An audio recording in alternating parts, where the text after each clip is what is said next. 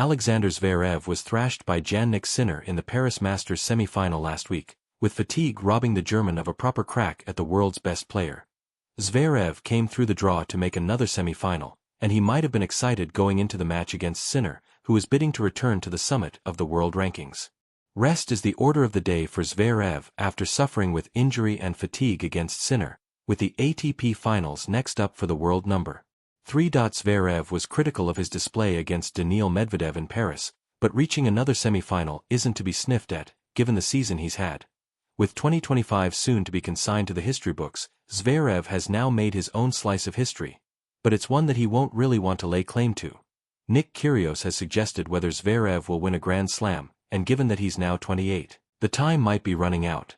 Still, Zverev has put himself in a position of strength on a regular basis by cementing a top 10 place, and he remains the best player in the world after Carlos Alcaraz and Sinner.